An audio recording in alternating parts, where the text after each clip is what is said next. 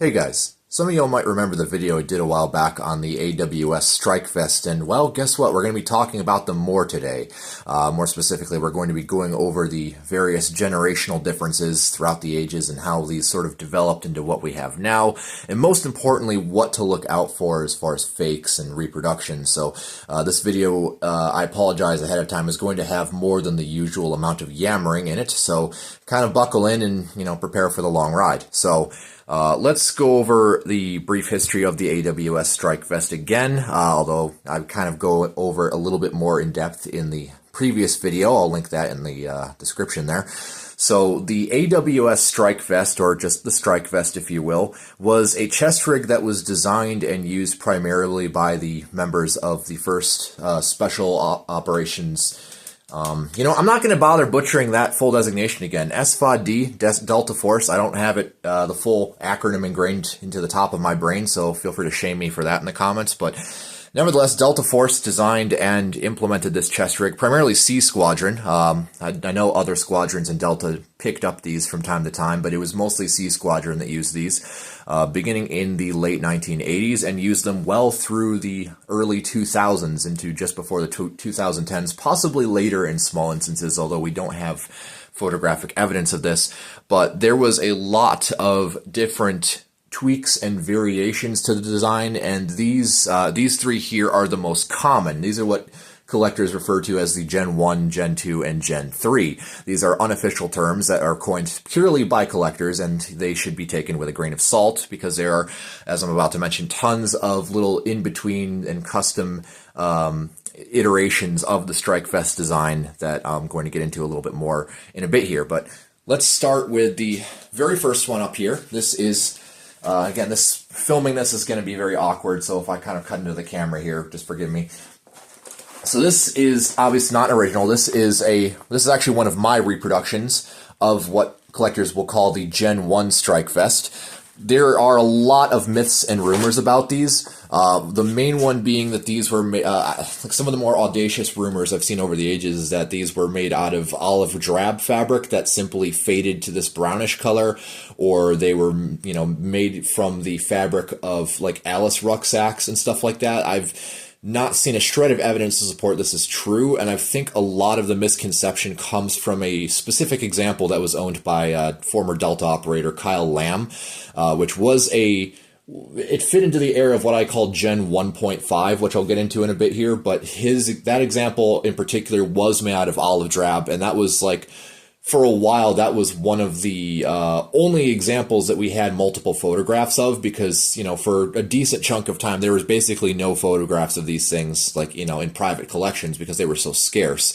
As of right now, I think there's only like about 3 of these that are still known to exist as far as like these nutria brown colored ones. And yes, they were nutria brown fabric. I believe the explanation for that was that it was just an off the shelf color that was offered by Cordura. I talked to former operator Jim Smith, who was one of the members who took part in the Battle of Mogadishu during Operation Gothic Serpent. And he was actually one of the unit riggers. He actually sewed a bunch of custom chest rigs for him and his buddies, so he knows a little bit more about how these were made back in the day. So his input was that they just used whatever fabric the rigger shops had on hand. So unit guys would just kind of come in and they would, request a specific feature.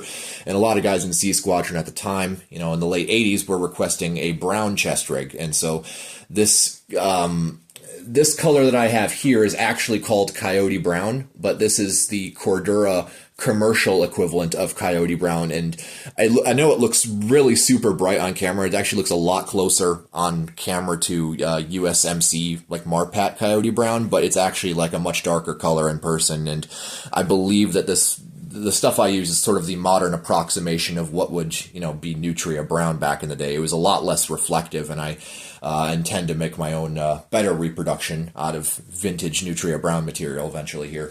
But I digress. So the original Gen 1, as they were called, Strike Vests, obviously were made of a nutria brown material with black trim. The stitching varied a lot on them. A majority of them that you'll see have white looking stitching, and I'm going to get into in a moment with the Gen 2 there, because that also has, what we would naturally associate as white stitching. But in a majority of the cases, that was actually black thread that had discolored, and the quality of the thread kind of varied. So they'd have spools of thread that had better dyes than others. So you'll have cases where some of these older strike vests will, still retain a lot of their black thread, and then a lot of it will also be discolored that sort of silvery whitish color. And that's what happened to a lot of these. That's another misconception that people have about the strike vests, is that they were made with white stitching, and they in fact were not. I see so many, Japanese and Chinese made replicas that, give it that like pure bleach white stitching. It just looks fucking awful. I don't know why people do that. It looks nothing like the originals.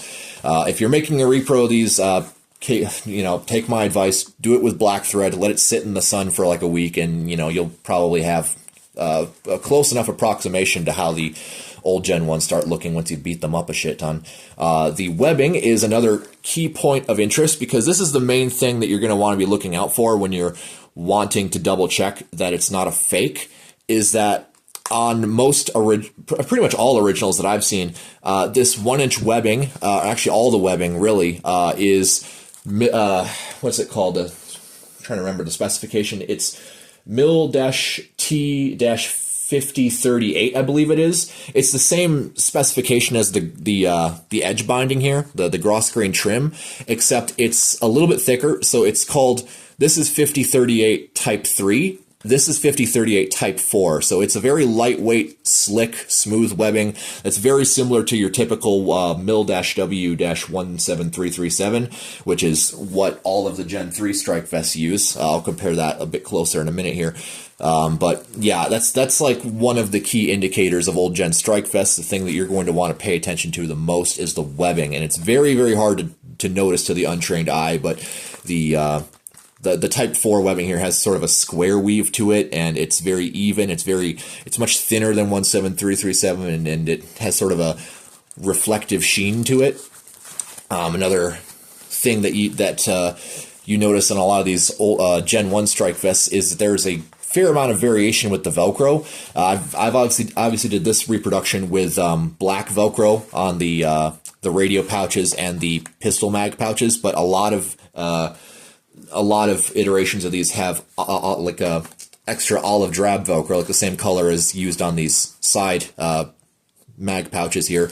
So some of them will have all olive drab Velcro. A lot of them will have a mix of OD and black, as I've done here.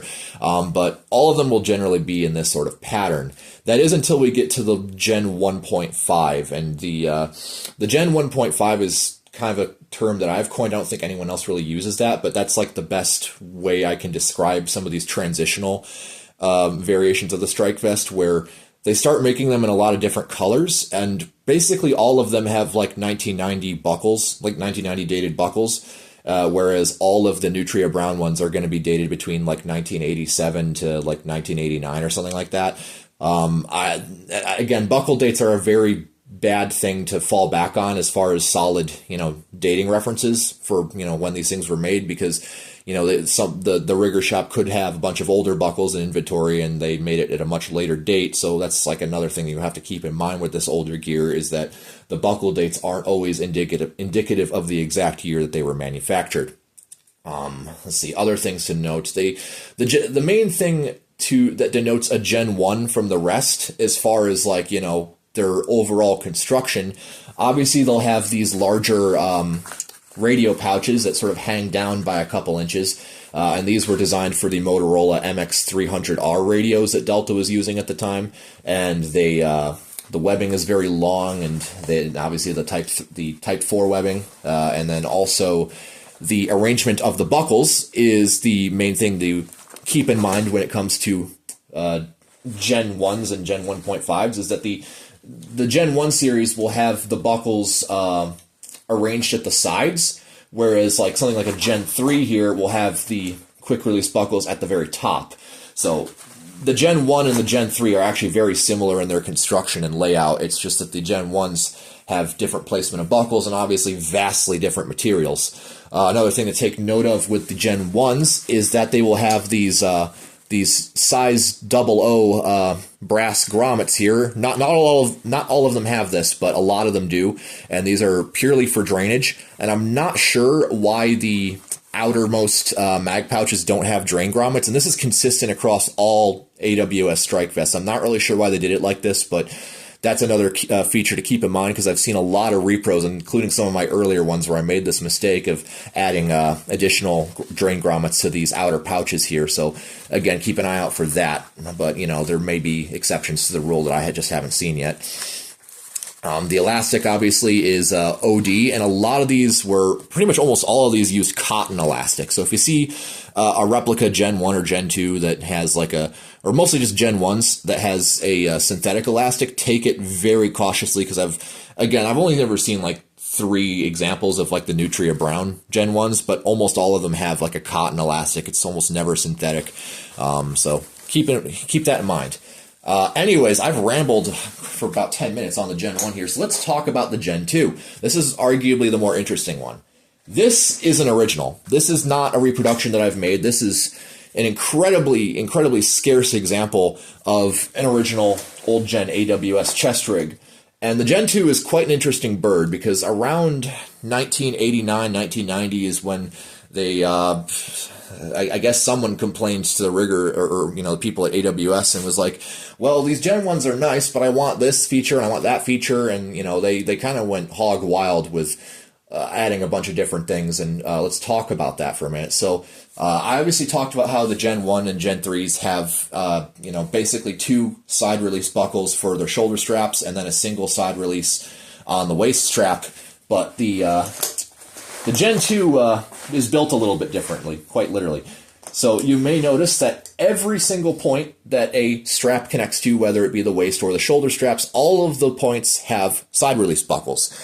This is what has led a lot of collectors to assume that these were used as the very first Swift clip chest rigs. I believe it was what's that guy's name? Spartan 117, I think his YouTube channel is, something like that. But basically that guy was kind of responsible for starting the mythos that Delta was, they innovated the Swift clip style detachable chest rig. They were the forefathers of micro chest rigs, which, could be true. Unfortunately, there's not really a strong evidence case to support this. I've looked through basically every single available online photo of Delta during Operation Gothic Serpent. I can really only find 1 or 2 that sort of tangentially supports this, the idea that they were detaching the straps from these Gen 2 chest rigs and then kind of weaving the buckles into the chest loops on their TG Faust body armor. And I say tangentially because the best supporting evidence of this is a photo of I believe it's Chris Costa during his training in 1993, or maybe just before going over into Somalia. He just at the very bottom right of the photograph. I wish I could put it up. I don't feel like editing these kind of off the top of my head videos, but just take my word for it. The photo of him, he has a male buckle half just visible hanging from one of the chest loops on his TG Faust, and that's kind of that's the strongest evidence that we have that Delta was sometimes doing this, like I said, turning these into basically Swift clip chest rigs, but it's not a very strong supporting evidence that it was widespread. And I notice a lot of people that are, interested in Black Hawk Down and, Operation Gothic Serpent, and they're wanting to do Delta impressions.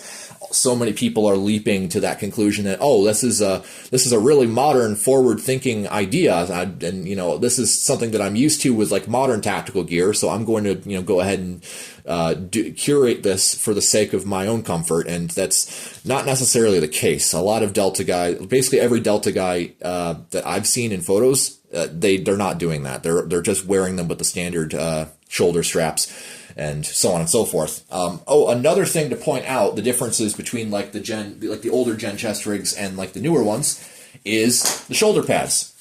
So on the older Gen ones, they will be using this sort of seatbelt webbing material. This is, I believe, mil-W-4088 Type 8. I believe it's either Type 8 or Type 8B, something like that. One of the Type 8 variations. I'm probably sounding uber autistic right now, but you can tell that it's this sort of this stitched, this sort of seatbelt webbing that has this little black stitching throughout the center of it there. And then all of the modern production AWS chest rigs, like this Gen 3 here, this one was made in 2021. I put older buckles on it. I'll get into that in a minute here, because that's an important thing to take note of. Is that this, all the newer Gen AWS strike vests from like, the early 2000s onwards, they will have 17337 webbing for their shoulder pads. So there are a few examples of older Gen 3s that do have a red trimmed seatbelt webbing, and a lot of reproductions of like Gen 2s assumed that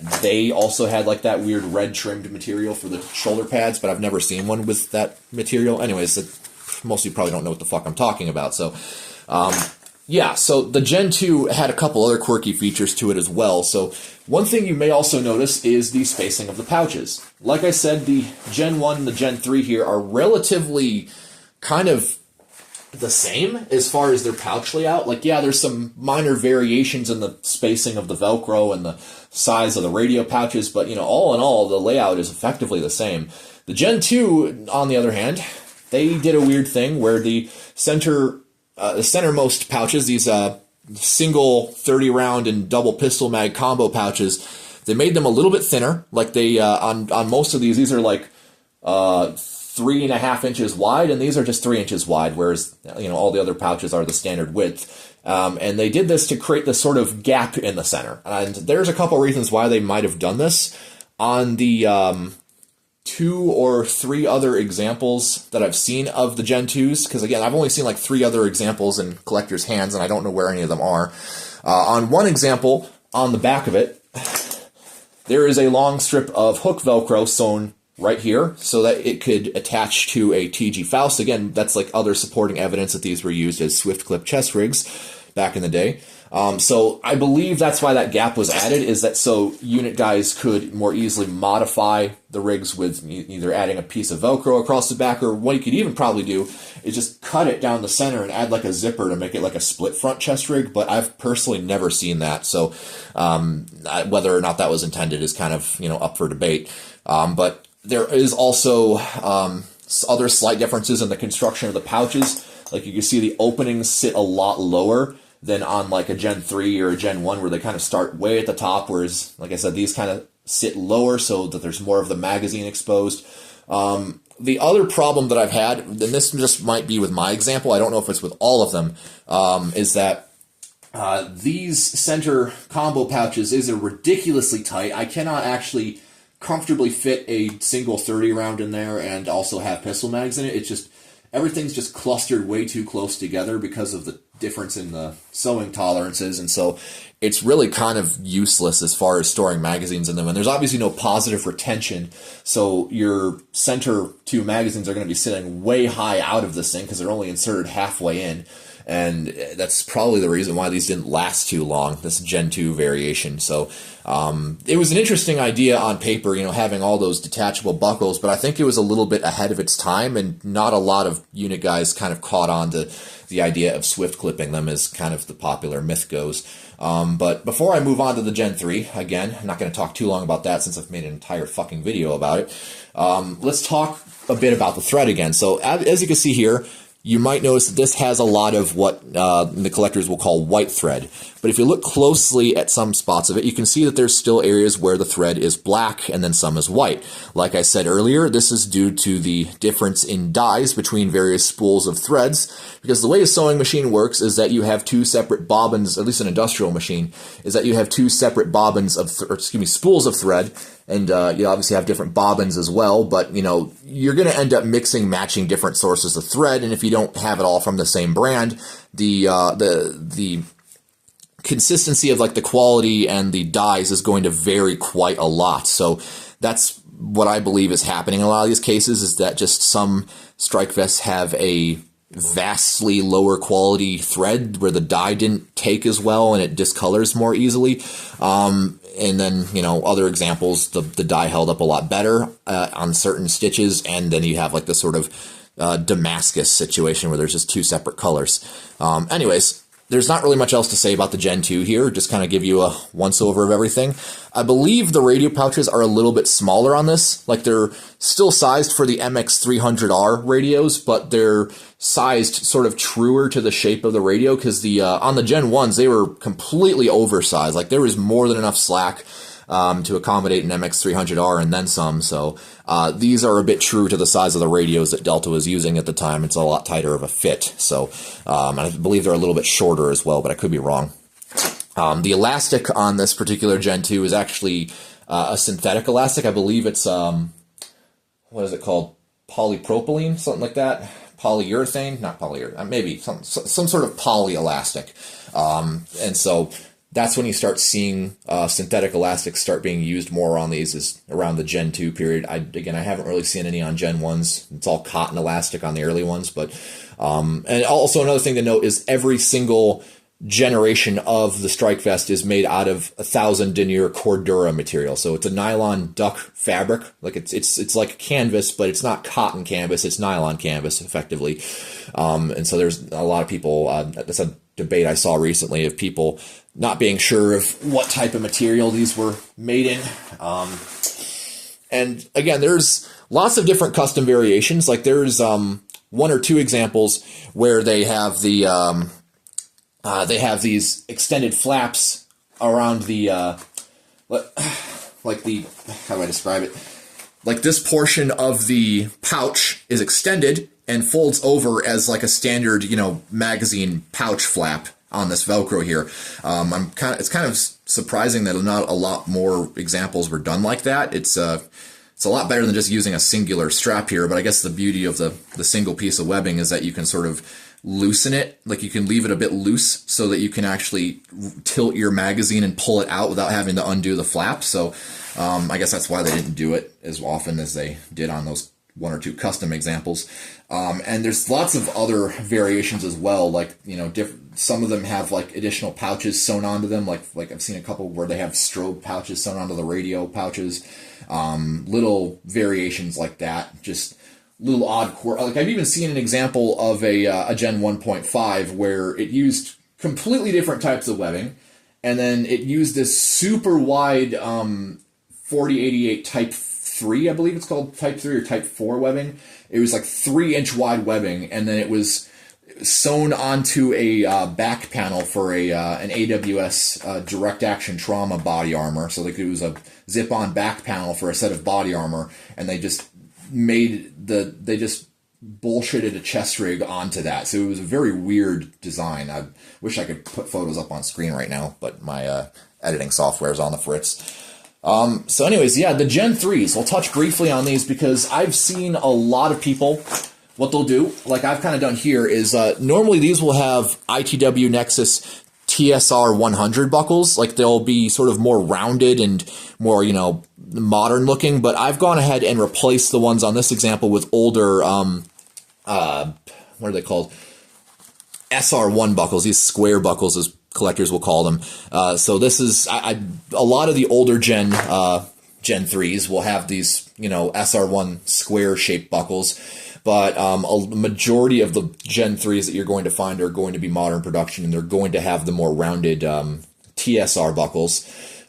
So that's another thing to keep in mind, is that it is extremely easy to replace the buckles on these rigs with older Gen 1s and sort of fake the age of when they were made. And so a lot of the differences you're going to be looking for, again, is in the webbing. So let me pull the Gen 3 up here, up to the Gen 2. So I don't know if you can see very well. It's very, very hard to tell unless you are really eagle-eyed and you know what you're looking for. But on the Gen 2 here, it uses 5038 Type 4. And then on the Gen 3s, and just modern production strikes in general, they use 17337. So there's just very, very subtle differences in the weave and the thickness, and it's very, very hard to catch on camera. I really wish there was a better way of identifying this, but it's like once you notice it, you can't unnotice it, especially if you're like haplessly autistic like I am. And again, another thing, again, the older Gen Strikes will have the Velcro for the pistol mag pockets very close together, like about a 0.75 inch gap between these two pieces of Velcro, whereas on all the modern ones, for whatever reason, they spaced it super far apart. It's like 2 inches, two and a half inches apart, and not really sure why they did it like this. I'm sure there's some reason, but that's another thing you need to keep in mind as well, is that that's a lot harder to undo. Like, you would basically need to gut those entire pouches and then re-sew the Velcro in order to fake that properly. So I guess now that I'm describing this, people that are inclined to fake these are going to try doing that now. So again, the webbing is what you're really looking for. Because, like I said, this one, I replaced the buckles on these. Like, this thing now has 2000 dated buckles, as you can see there, hopefully. And then this is an original. I didn't show off the buckles on this yet. This particular example is one of the very last ones of the Gen 2s. Like, one of the last batches. You can probably barely see that, but it's dated 1995. I've seen examples that are dated as early as 1989, but this one's one of the last ones, dated 95, and there's also a 94 dated example, I'm pretty sure, as well. So that's about it, really. I mean, that's about all the information that I can think of as far as the differences in strike vests and kind of how they've developed over the years and what to look out for as far as reproductions and fakes. So if you have any comments, questions, corrections, or concerns, drop them in the comments below as always. I'm Duke, and I will see you all later.